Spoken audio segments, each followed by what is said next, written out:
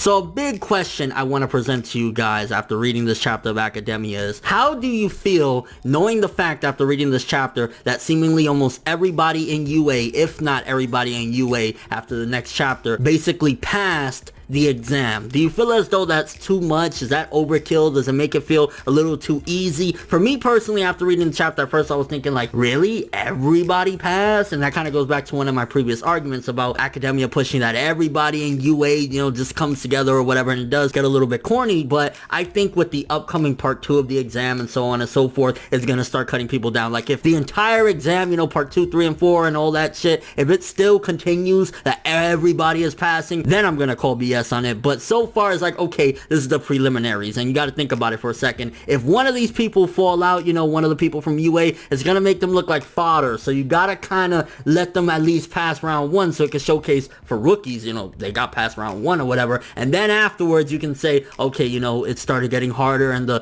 elites were in there, so it was hard for them to keep going. Now with all that being said, the beginning of the chapter with Bakugou going up against, now seemingly we got his name, Seiji, and it kind of reminded me a little bit of Majin Buu, and what I mean by that is the quirk kind of sneaking up behind him and swallowing him and shit like that. It reminded me of what Buu was doing to Gotenks and Piccolo and Gohan and shit like that, how he was sneakily absorbing them. Now I wasn't absorbing them or whatever, but it definitely gave me that vibe. And to be honest with you, I was kind of like, don't get me wrong, towards the end of the chapter he made up for it, and when we find out exactly why that happened with Bakugou getting captured and shit like that, I was like, oh, okay, it made a little more sense. But at first I was thinking to myself like, Bakugou, you're a badass, he's one of my favorites of the series and shit like that, but he's always getting captured, or he's always kind of like a damsel in distress, so sometimes I'm kind of like, yo, Bakugou, you're supposed to be a beast, what's going on here? But once you get a little bit more insight as to what happened, and basically he was holding himself back and he was kind of being strategical, it made me think to myself, okay, yeah, in this particular case he did get captured or whatever, but it wasn't just because he was being an airhead, because the dude actually genuinely thinks. And this chapter kind of showcased like, maybe we're not giving Bakugou enough credit for being tactical, because he actually thought ahead and he was like, I can't hurt these people, Kirishima and Kaminari, I have to think with my head, I can't just be like flying and exploding. So he was holding back,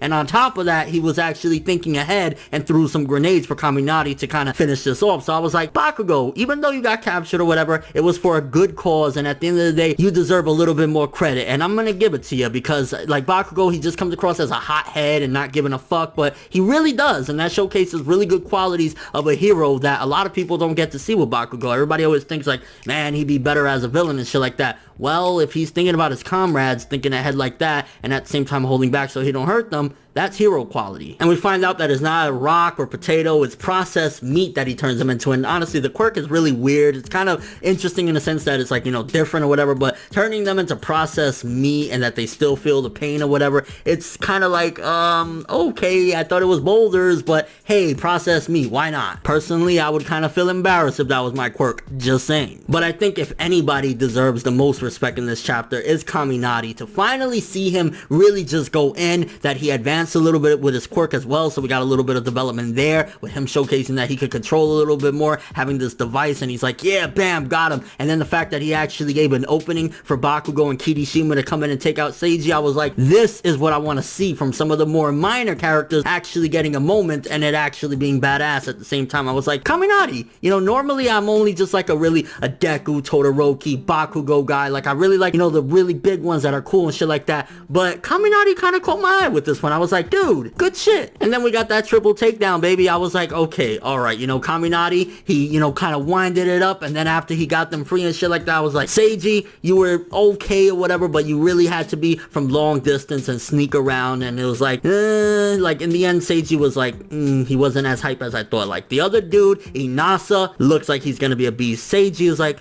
And then we also got a little bit more progression as well, with basically Sero, Uraraka, and Deku passing the exam. I think it was all three of them. I know Deku pushed the ball towards that dude, and it was like, that showcased Deku not being as stupid as he probably used to be. Like, maybe back in the day he would have felt bad to the point of saying, oh man, I feel bad, maybe I should just let this dude pass, because if not, he's never gonna be a hero. But Deku was like, me too, bro, me too, I need this right now too. So I was like, okay, Deku learning to be a little bit more selfish than he probably would have been, 50 chapters ago. So development on Deku right there, and all around, you know, progression in a sense of like, okay, we're getting through this exam, or at least part 1. And just a quick reference in case anybody doesn't know, the manga Kochikame ended after 40 years or whatever, and there was definitely a little tidbit right there, little Easter egg with Mineta's eyebrows. I was like, yo, that was a nice little tribute to Kochikame, even though it was very small, but you had to catch it if you know about Kochikame with the big M eyebrows. And then of course with the setup at the end with exam 2 basically being against like the old dudes, I'm guessing you could call them like the golden age, and it's kind of like Gran Torino's era, so they're not going to be any pushovers. And I'm kind of curious, is it going to be like some rescue missions? Like what's their whole take going to be as far as their, you know, second part of the exam? And with all that being said, honestly, a very good chapter this week. I felt as though we had a lot of different things. For starters, to showcase Kaminari ain't no bitch. He's actually pretty relevant the way he took control and knocked Seiji's ass, and then, you know, Bakugou and them came out. Also showcased a little bit more on the strategical side of Bakugou and the caring side of Bakugou that we normally don't get to see. He didn't want to hurt anybody, and at the same time he left some grenades for Kaminari, so he's strategical and he's a little more caring. So good development on Bakugou's side that we're finally getting to see that. Personally, I think it would have been a little bit more interesting if maybe at least 1 or 2 people from UA failed. That's just me. At the end of the day, they definitely got to start failing within the next couple of exams, because if not, it's going to be like, really? All of UA passed? It's like kind of putting them up on some fairy tale pedestal if that's the case. But it's still too early to say completely like, oh, you know, they're all passing. So they got to pass for exam 1. Like exam 2, that's when people got to start falling off. And what do you think about the golden age setup at the end with all the old people? You think they're going to be able to square off? Like if anything is indicated by Gran Torino and how beast he was, they're going to be an issue regardless of what it may be. And your overall thoughts of the chapter. My Hero Academia yet again giving a lot of subtleties, giving the details that really explain things in a more open way so you can understand it better. And development, baby. A lot of development for Bakugou, Kaminari, Deku. A lot of different characters got development. But thanks for watching. Hope you enjoyed it. If you liked anything I had to say or enjoyed the video, drop me a like. I'd greatly appreciate it. And if you want more from me, make sure to subscribe. Follow me on Twitter, Instagram, and stalk my Facebook to get more when the video ends. I'm ForneverWorld, and as always, people, have an awesome day.